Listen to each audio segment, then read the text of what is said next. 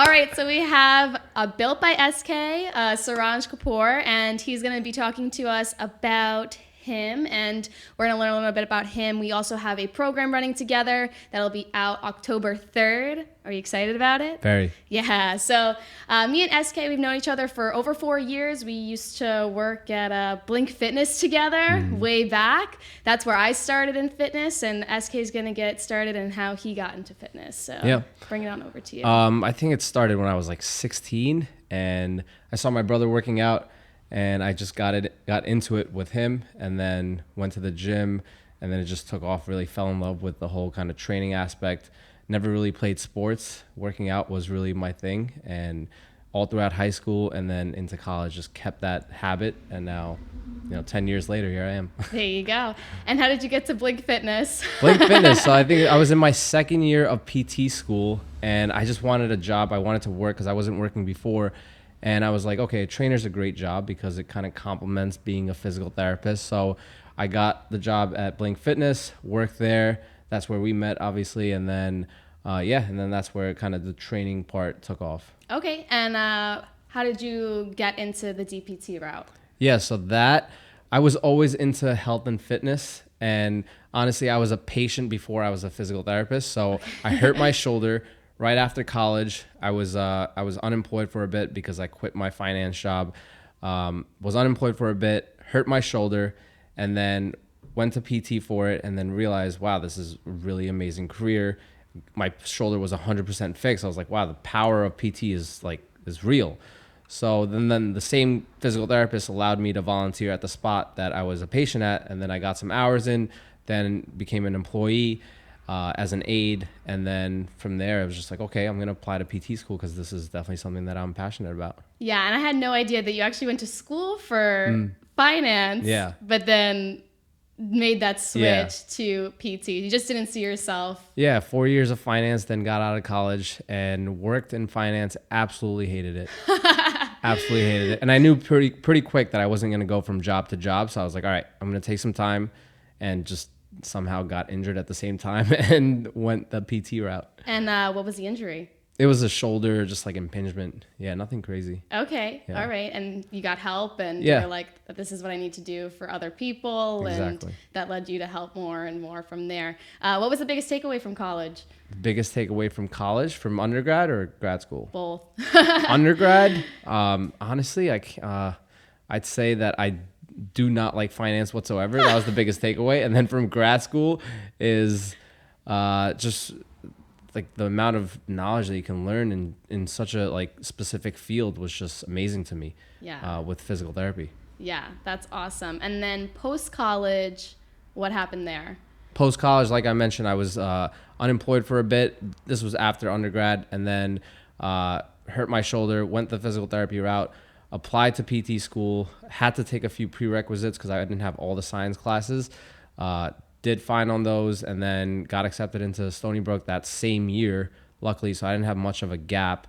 Yeah. And then just went that whole entire route.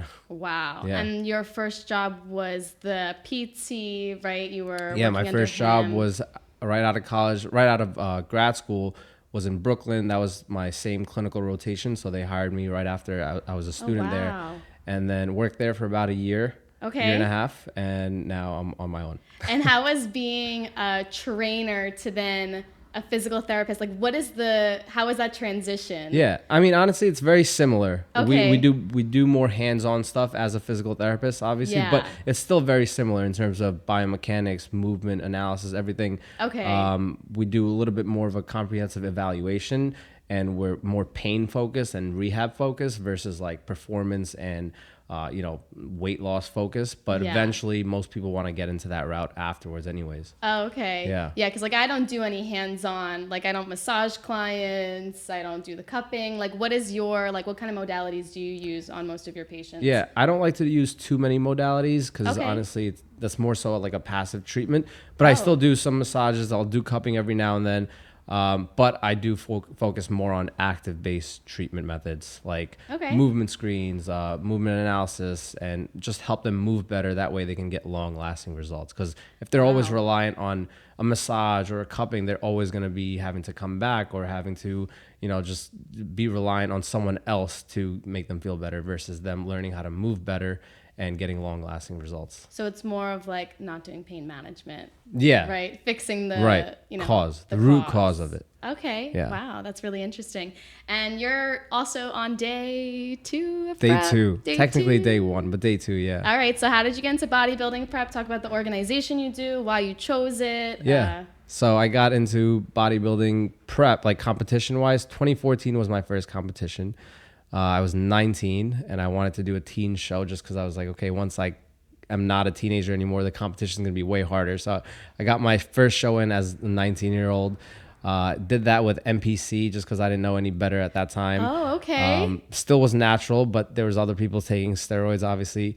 And then from 2014 to 2022 was my second competition in March, and that was with OCB. Okay. Yeah, natural, drug tested, all that. Okay. And how did you do at that one? I got first place and got my pro card. That was only your second competition? Yeah. Get out. Because I remember when you first started working at Blink, you showed me that the first picture and you won that one. Yeah, that was 19. I won that one. As a natural athlete? As a natural, yeah. Wow. That's really impressive. So now what are you taking now from your, your physical therapy knowledge into competing? Yeah. Like, do you think that that's like what helped you? Like, how do you do with recovery? Right. I definitely think it helped with recovery in terms of, avoiding injuries, because I still preach, that mobility part. Even with clients, even with myself, mobility is still important. So even with posing, it affects that. Yeah. That I think definitely plays a big role. You practice your posing a lot? For sure, I have to. Every day? Not every day. I probably should. But. Yeah, I remember my prep was heels, so you had to practice walking in the heels so you weren't falling all over. But you have just the Speedo and the faces, right? Thong. Oh, yeah. The man thong. And now, do you feel like you get less hurt now because you know all of this? Yeah. I mean, knock on wood, I haven't been injured in over 3 years. That's incredible. Yeah. And you train a lot. Yeah. It's a lot that goes into doing competition prep, so that's awesome. Would you say that a lot of bodybuilders need that kind of extra help to continue a competition prep? Absolutely. Not even for competition, just to stay injury-free, pain-free. That's why I love working with bodybuilders, because when I show them half the stuff, they're like, okay, this is really hard, and I've never done this. Oh, they find it really the rehab challenging. stuff. Yeah, banded stability drill. It's impossible for them. Wow. Even myself, same thing, because we work on those muscles that are not those stabilizing muscles too often. So. Okay, what is the number one injury you think that you work most with? I'd say shoulder. Okay. Because we're always pushing, overhead, pressing. We're doing all that stuff without doing the mobility part or the rehab stuff. Okay, and would you say that's something you want to avoid, or you modify, you keep doing it anyway? No, you modify and Okay. you kind of, find ways to still do it in a safe manner. Okay. Right? Yeah. And then lower back, lower back's huge, yeah. Lower back's huge, right? Yeah. I never had problems with my lower back, but I know a lot of my clients, that's it. It's the weak core, lower back issues. So that's awesome that you work on that with those kind of people. Is that most of your client base is bodybuilders, or? Yeah, I have a good mix, but a lot of bodybuilders, yeah. A lot of bodybuilders, yeah. So when's the competition? November 5th. November 5th, yeah. So how many weeks you got? 9 weeks. How a little many less pounds? now. 20 pounds to go in 9 weeks. 20 pounds. You going to do it? Yeah. We're going to have to do it. Got no choice. Yeah. So after this competition, do you have plans to do a season? Tell me a little bit about that. Yeah. I mean, honestly, I'm not too sure 100% yet, but I definitely want to still do another show afterwards, but we'll see. Every prep, you learn something new. It's either you really, really love it, or you're like, okay, I need some time off. Oh, okay. So we'll see. Cause doing 2 shows in 1 year is pretty, drastic on your body. So we'll see. Did you do a bulk or? Not really. I just did kind of maintenance and, increased my training volume, enjoyed my food, enjoyed time out with friends. Yeah. But not a specific bulk. Yeah. Because you don't want to gain too much, because then you've got to lose. Yeah. And it doesn't feel good to put on all that fat and extra weight when you're just going to be cutting it down anyways. True. There's only so much muscle you can put on as a natural athlete in 6-7 months. Wow. From my last prep, yeah, it's been 6 months. You feel recovered? Yeah, I feel good. That's awesome. So what is like the next level of a pro show? Like when you hit the pro, like is there Olympia for OCB? Like what's the next So they step? have the Yorton Cup. That's Okay. OCB's like Hall of Fame. That's like their highest kind of award. Definitely want to do that. Yeah. But I also I got my eyes on the Natural Olympia, which is with a different federation. That I would have to do like 3 or 4 competitions within that organization to qualify for the Natural Olympia, which is it's just next November Wow. in Vegas. You gonna do it? I don't know. We'll see. You have to qualify for I have it? to qualify. You have to do like 2 or 3 shows in that federation. I think you have to get first, second, or third. Okay. Then you qualify, and then you can do that Natural Olympia. Wow. Is that like a point system? Because the Olympia did that for a little bit. I'm not too sure if it's a point system or not. Okay. Yeah. That's It's cool. probably a lot different than like an IFBB or something like that. But Yeah. Never would go back to that. No. No. Yeah. It Never. makes sense. Yeah. I'm staying natural. Staying Forever. natural. Yeah. Yeah. It's hard probably to compete in, divisions that are, Yeah. they To have me, no it's just not rules. worth it. Not worth it. Yeah. Yeah. All right. Well, that's really cool. What have you learned the most about prep? Oh, that you can really push your body past any limits that you think. Yeah. Just like 20 pounds in 9 weeks seems like impossible, which is pretty hard, but it's possible. My last prep was about 25 pounds in 10 weeks. Okay. And like, that's a pretty drastic, drop in body weight and body fat percentage. But like anything else, you put your mind to, you can do it. Yeah. Very little room for error, no cheat meals, no alcohol, but it's a temporary sacrifice you make in a Yeah. small period of time versus in the long run. Yeah. And your mental is challenged. Yeah, for sure. So what is the biggest struggle for you with the mental aspect? Because training's easy, right? It's the cardio. It's the cardio. That's the really? mental aspect, just dreading the cardio. Oh no. The diet isn't even that bad anymore, like usually, but the cardio is like, because your body just gets so fatigued towards the end. You're like, all right, but you have to still keep up with the cardio. Yeah. So that's probably the hardest part, but you just push through it. Push through There's it. no other way. Yeah. There's no shortcut. Just kind of have to like black out and go Yep. ahead and You move really on just have with to, it. yeah. Do You you really do- have to put your feelings aside. Feelings aside, 1,000%. Yep. Because there's all towards the end goal. What was the highest cardio you've gotten to? Like a day. So twice a day, I was doing 25 minutes in the morning after my workout, and then 25 minutes at night, Stairmaster both times, Okay. which doesn't seem that bad, but 25 minutes on the Stairmaster, like it's bad. After 15 minutes, you're like, damn, I still got 10 more minutes left, and it doesn't get easier. You're just watching the clock. Just watching the clock. I actually try not to watch the clock. Okay. I put something on my phone or just zone out to like some motivational crap on YouTube, which really does help. But then you grow old of it too. You get Yeah. tired of that. You're like, okay, then you put music, then you get tired of that.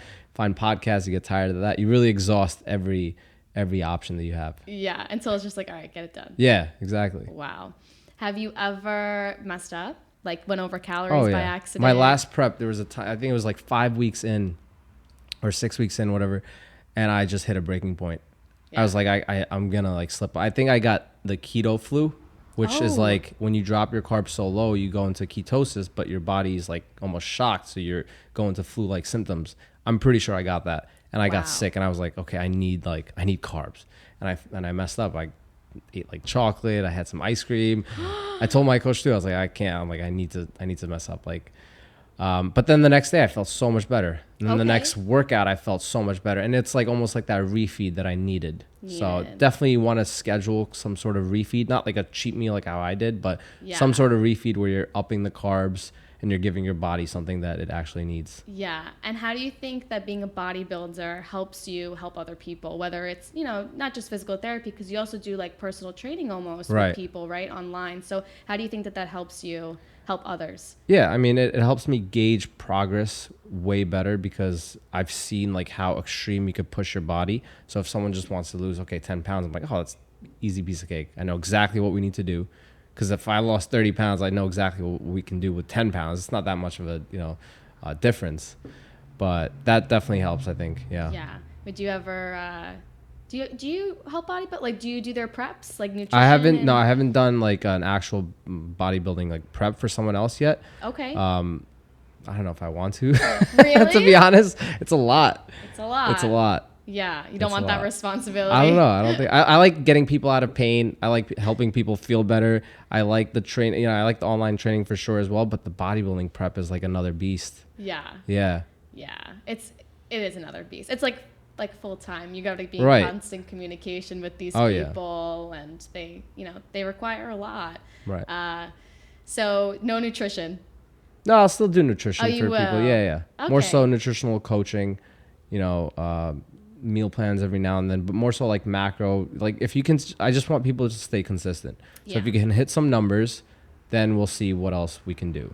But if you can't hit numbers, if you can't stay consistent, then you're not going to follow a meal plan.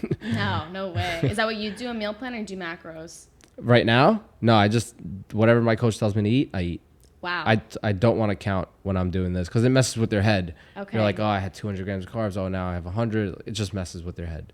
Yeah. So the less numbers are in my head with this kind of prep, the better. Do you want to say your current macros? I have no idea. Oh, you have no idea? No idea. I told you. I just, whatever he tells me to eat, I eat. Oh, wow. So it's morning is like, I can go through what I eat. Yeah. So morning is one egg, cup of egg whites, mixed with spinach, and a cup of blueberries.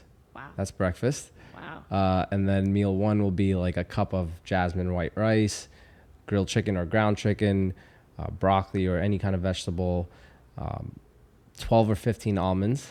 Wow, you count it has those to be though, exact. Right? Yep. That's meal 1, 2. Okay. Both. Meal 2 and 3. That's meal 2 and 3, and then the last meal will be exactly the same thing, but I'll have sweet potato instead of the rice. Okay. And then just gradually with prep, the rice will just decrease, the carbs will decrease. You kind of cycle off. Really, whatever he tells me to do. Wow. And you're, as an athlete, it's just like whatever you're told to do. You go ahead and. Yeah, you want to take the thinking out of it. Like, I know I can handle I can coach myself through a prep. I did my first prep by myself. I can do it, but I choose not to do it now because I know I'm much more likely to slip up, much more likely to not stay accountable to myself. That's why people need coaches. Yes. Even if you're at that high level, you need that other perspective because you're going to be too hard on yourself too.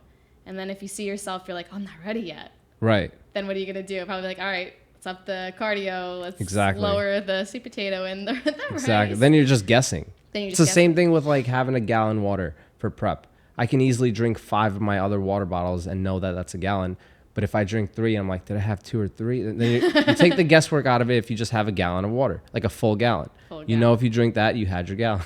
Yeah. And that's what you do every day? Or you every get more day than now. That? No, I'll have a little bit more than that. Okay. Yeah. All right. About a gallon and a half. Do BCAAs or pre-workout? No BCAAs. No. Pre-workout though, yes. Yeah. That I need. You need pre-workout. Need for the morning workouts. You need caffeine? Always. Well, morning for sure. I'll usually have caffeine just in the morning. That's it. Okay. Yeah. Not until you like the energy drinks though, no? Yeah. So during prep though, I'll usually have a second source of caffeine because it's a natural kind of metabolism booster. It helps in fat loss. Doesn't like make it, but I'll usually have like a Celsius or something or like black coffee. Black coffee. Yeah. Yeah. Keep it really simple. So your diet's basically clean. Very clean. Right. Very clean. Like no processed stuff.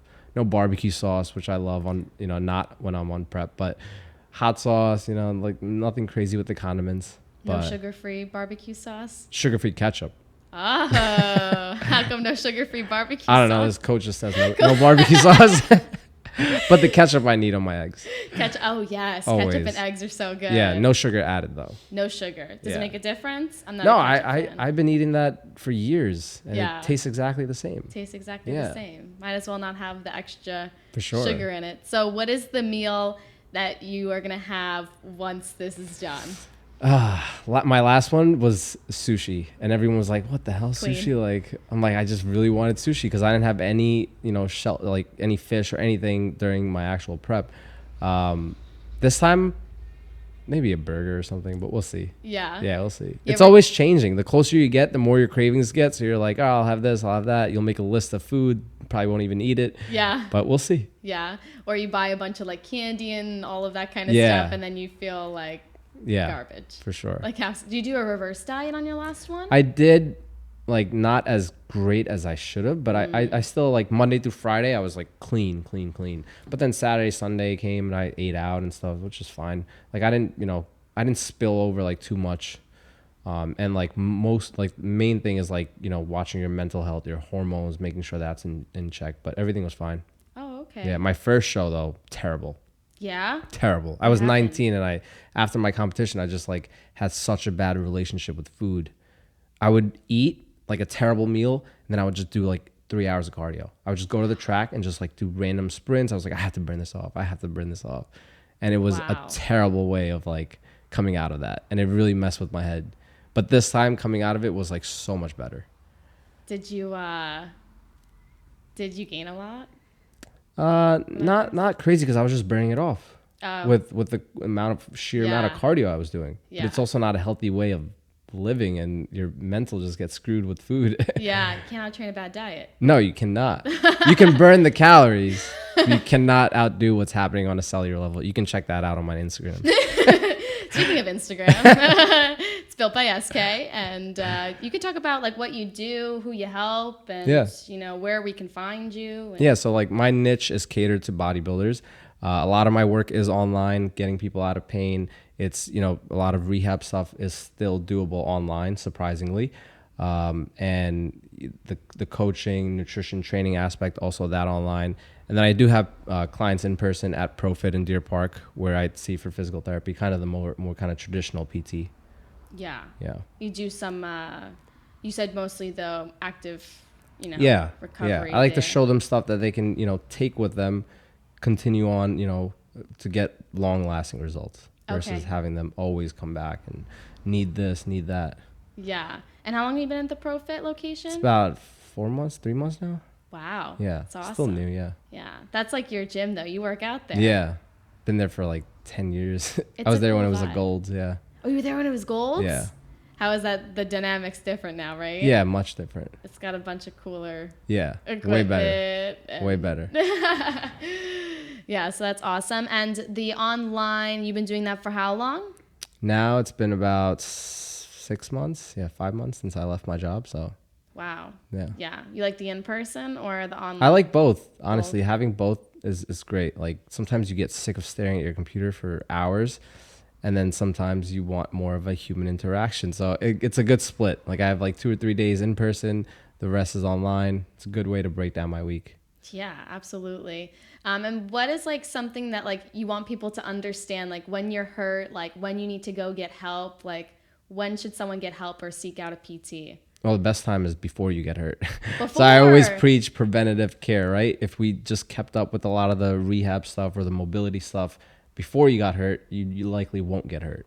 So I always say it's best to keep up with it and not wait till you feel something or you get hurt, then you have to go seek out. But if you do get hurt, the best time is to seek out like pretty much right away. Right away. Yeah. There's only very few things that like, okay, a week goes by and it's fine. But if more than 2 weeks goes by and there's like still pain or discomfort, then you likely got something more going on. Yeah. You talk about too a lot on your Instagram of like not avoiding exercise just because something bothers you. Right. Modification is huge. Because if you're just avoiding, you're teaching your mind, okay, this is associated with pain, and then there comes back that fear, and then every time you go back to that exercise, pain. Even though something might be fully healed, there's still that, mental aspect of pain coming back because you're associating that movement with pain. Yeah. And you talked about too, you made a funny TikTok. You were like, I haven't done back squats in a few years. I have not. What's going on? Oh no, that was just like a point to get across that like you never need a specific exercise to build, like good quads. Like I posted that, I was like with my quads, I was like, I haven't done barbell back squats in over 3 years, because you never need a specific exercise. Yeah. You can still hit the quads with like a hack squat or like goblet squats, but that was the point, is like you never need a specific exercise. Yeah. And I'm sure it's mostly about like what feels like a squat is like a leg press, and it's like a back squat front. It's like finding what feels best for you, your body. 100%. Like I hate barbell back squats and I hate the leg press. You hate the leg press? Both of them. Wait, why do you hate the leg press? Well, I hate the traditional leg press that you're like angled this way. It puts a lot of pressure on your low back. Not saying that it's like the worst thing ever, but if you're already in a compromised position, like you're sitting a lot, and you're already in that position, now you're loading a ton of weight and you're in that rounded position, the likelihood of you getting injured is high. Wow. I never knew that. Yeah. So the leg press that's like straight on, a little better because your back is straighter. Okay, but the one that you're on the floor almost. Right. You're angled. And that's in every gym. Yep. That's like the traditional leg press. Wow. Yeah. So SK came in and we filmed a ton of exercises. I mean, Captain Morgan's, all of these exercises I've never seen before. Yeah. And these are things that you've just, like, knowledge you've accumulated over, I mean, years and years and years. And are these mobility movements, you do them every day, every time before a workout? How do you implement I'll break that? it up. Sometimes I'll do some stuff before workouts. I'll definitely have some sort of mobility stuff before a workout to just warm up. But I'll usually, nowadays, I've been doing a lot more active recovery days because I just can't sit at home sometimes. So I'm like, all right, I'll go into the gym. I'll do an active recovery day where I'll do like 4 or 5 mobility exercises. Do some light stretching, maybe some treadmill, the sauna, just to stay active and, keep my body mobile. What's your go-to? Go-to? Yeah. Say world's greatest stretch. Oh, we love that one. Yeah, I know. And thread the needle. Anything with like rotation, I love because a lot of times I'll be sitting or I'm just like kind of hunched over and I have a tendency to just hunch over. So I need to get out of that and rotate. Yeah. We all do. Everyone. Yeah. Yeah. So are those exercises that if you're sitting down, you need to make sure that you're For doing sure. them? And then also too, you've got to have the upright posture. Right. Then. Yeah, when you're I know. working. Always. SK says yes all the time. He's like, we were sitting down. He's like, we're slunched. I know. It's just so natural to do this, but Yeah. And that's probably something you see too a lot with the people that come to see you. If they've got that, like, what Yep. is it? The kyphosis. Yeah, right? kyphosis, Up yep. at the top. And you obviously don't want to let that get Right. worse. And I'm sure that's a big part of, your programming and the programming that you've designed for the Workout University. I mean, that's in there for Yeah. sure. You got the big step carries. Yeah. You got some good ones. What is your favorite mobility movement for like the lower back or the legs? I'd say for the lower back, a cat-cow with a resistance band around the lower back. Everyone loves that one. And I really try to give that to everyone with low back pain. Everyone feels relief like right away. Use a loop band or a handle resistance No, band? like a you can use a handle band, but like the red one, Yes. that one is like a good one to use right around. It has like the perfect amount of resistance. Wow. Yeah. I gotta try that. Yeah, it's really good. And then what about for the legs? The legs, I'd say a dynamic couch stretch. The couch stretch where you're putting your foot up and then you're coming forward and back. Okay. Yeah, quad that one's in the stretch. program. That one's in the program. I remember that one. We've got a lot of good exercises Yeah. in that program. I mean, a lot that I've never seen before. So you Right. definitely have the knowledge and have accumulated so many skills that you've put into that program. So I'm excited for it. I'll ask you a little bit about that program now. And what is that program? Like, how did you design it? What did you want to make sure that you put in there? And Yeah. I definitely wanted it to be like more of a functional based program, not like your typical bodybuilding split where you're doing chest, back, legs. Definitely more dynamic and functional. A lot of mobility stuff included to help you kind of stay out of pain and just, be flexible and mobile and feel good. Yeah. Yeah. And you have a functional day, Mm-hmm. which I don't do, but I need to do it. So what is a functional day? Should most people have a functional day in their programming? Yeah, I definitely think you should because it's tailored more so around, rotational components, getting you out of that kind of, traditional, bicep curl, squat, very one plane kind of motions. This is more so like multi-plane. We're rotating, like the big step carry, some stuff that translates directly into your daily life. Yes. The word functional. Right, exactly. And also too balance, right? Because you want to build up that stability, prevent falling, getting hurt, I'm sure, right? So how does that come into account for preventing getting hurt? Yeah, absolutely. I think balance is huge and it goes overlooked because anytime we're walking, you're on one foot for, a lot of the time with each step. So, and people forget that. So I think that's huge. Yeah. Yeah.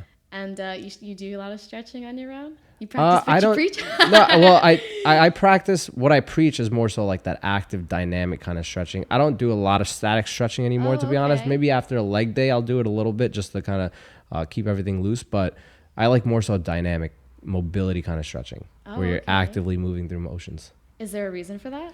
Most kind of research has showed that like it's better Really? than like just static stretching. Yeah. Wow, I did not Because you're know getting more this. blood flow going. We like to say, we always said in PT school, motion is lotion. Ooh. So we're moving through, we're getting some, fluid into the joints, into the muscles, into the body. So it's a little better than just kind of holding a stretch for 30, 45 seconds. Wow. And how many days a week are you training right now? 7. 7 Well, days? for What's my the split? prep, for my contest prep, generally I'll do like 6, but for this prep, it's Monday, Tuesday, Wednesday, Friday and Saturday are weight training days, and then Thursday and Sundays are technically off, but I do fasted cardio. Oh. Yeah, and then that's when I'll go in and probably do some mobility stuff and some sauna. Yeah. But 7 days I'm in the gym right now. Wow. Yeah. SK works out really early in the morning. I'd say 7 a.m. is not that early. 7:30. Yeah. An hour-long session? An hour and a half with the cardio now. 30 minutes there, master. Wow. So you're up and at it early. Yeah, I like it. It's the best way to start my day, in my opinion. Yeah. And then you prioritize sleep, I'm sure, For too, sure. right now. For sure. Yeah. I recently, one of the best habits that I just picked up is locking up my phone in a lockbox that one of my mentor sent me. So you put it in, you put the timer on, and you cannot open the box for whatever timer you set it in. Get out. Yeah, it was on Shark Tank. It's called the K-Safe. That's insane. Yeah. When did you start doing this? This was last month. I was because I had the terrible habit of going into bed, taking my phone out, and then just scrolling away, which I'm sure we all do because it's just very easy to do, especially TikTok. Oh my. So I had to stop that because it was affecting my sleep. And then you wake up with the alarm on the phone, and the first thing you look at, okay, all these notifications. So I got rid of that, got an actual alarm clock, and my sleep has drastically improved. Wow. So you have a real alarm clock now. Yeah, it's amazing. It's the best thing. And Yeah. I put it all the way on the other side of the room, so I have to get up. And go. And Yeah. And you wake up the same time every day? I Do you try have to, it? yeah. Okay. Yeah, that's smart. I never heard of this thing. I want to amazing. try it because social media is just so addictive. I know. So 10:30, I'll lock up my phone. Yeah. Sleep by 11. Yeah. It's a lot. And I feel too, for fitness and watching other people who also do fitness, it's now it's constant, Yeah. right? I'm sure that's Always. what your feed is mostly too, Always. right? Fitness and maybe business. Yeah. Yeah. It's nonstop. Nonstop. I had to unfollow a bunch of fitness people because Right. I'm learning too many different things. Yeah. I know what I know. I don't wanna Mute. change. I've been muting a lot. You mute? Yeah. I didn't even know this was. It's I'm great. learning new Mute things. the story, mute the post. Wow. Yeah. You can tailor your feed to exactly what you want nowadays. Okay. Yeah. Because then you're picking up other people's Right. knowledge, and you've got your own knowledge, and we know different things, and Right. you work probably better with some clients, and I work better probably with other clients. For sure. So you got to keep it all different and stick to who you are as a trainer. Absolutely. But yeah, you love it though, right? Fitness. Yeah. Yeah. It's my life. It's your I love life? it. Yeah. Yeah. And what are your plans moving forward? What do you want to see yourself go, whether it's in competing or your career? Yeah. I mean, I definitely want to keep competing, but being a physical therapist is first. So I definitely want to grow that part of it, the online side, in-person side, just keep kind of pushing away and helping people.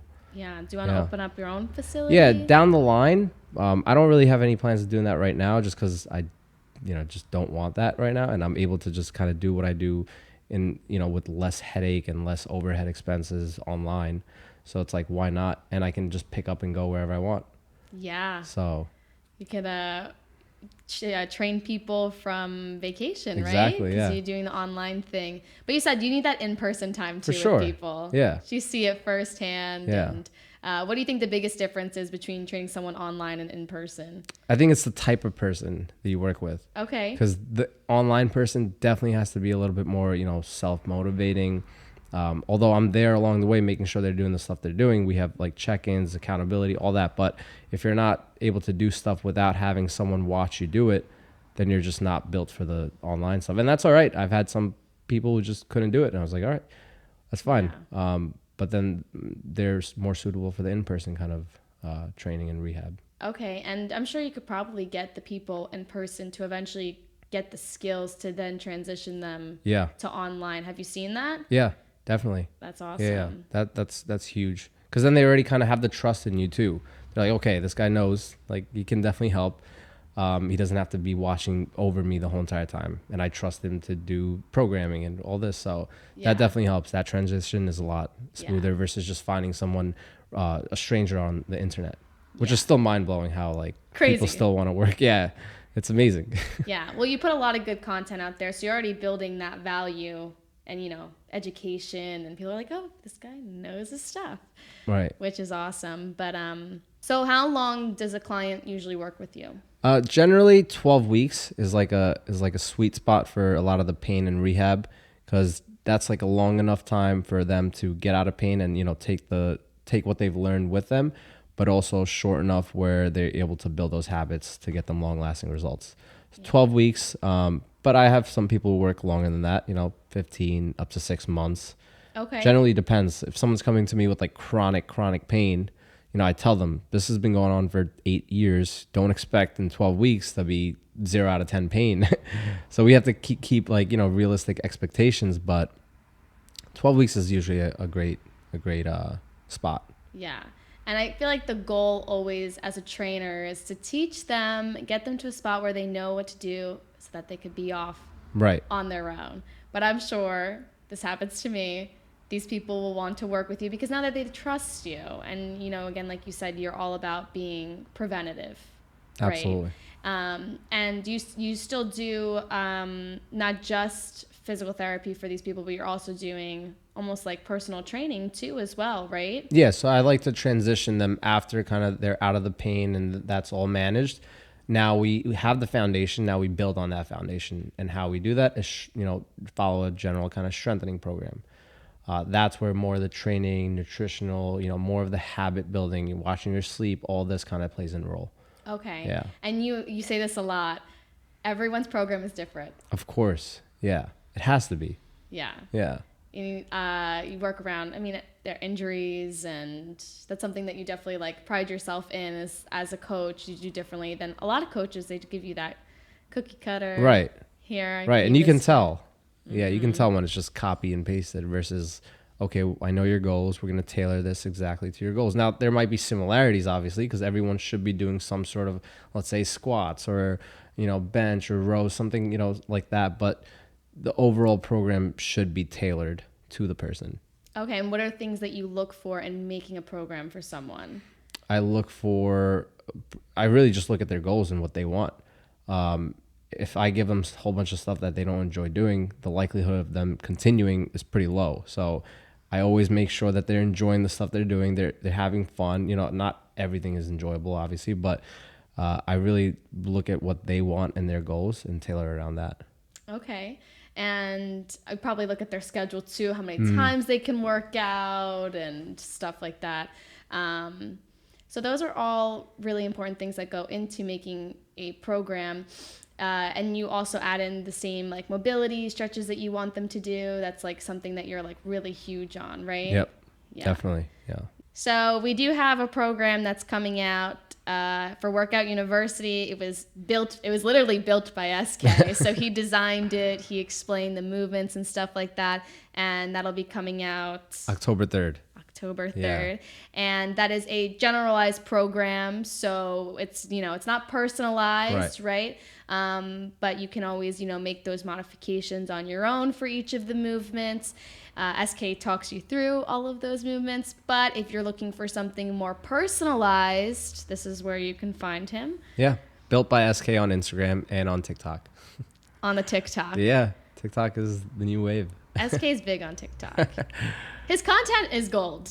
I try on, I mean, I don't try as hard on TikTok as I do on Instagram because it's a little bit more formal, but TikTok is fun. I have more fun posting on TikTok than I do on Instagram, honestly. Yeah, the views are probably higher on Yeah, TikTok and it's just anyway. like less pressure, you know. It's just fun to post on that. Yeah.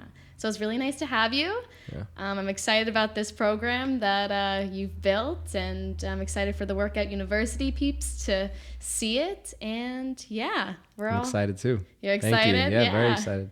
Thank you, SK, for sitting down and talking and chatting. It was awesome to learn about you. Of course. And you can always look at the Workout University page on Instagram for any updates on this program. Thanks for watching.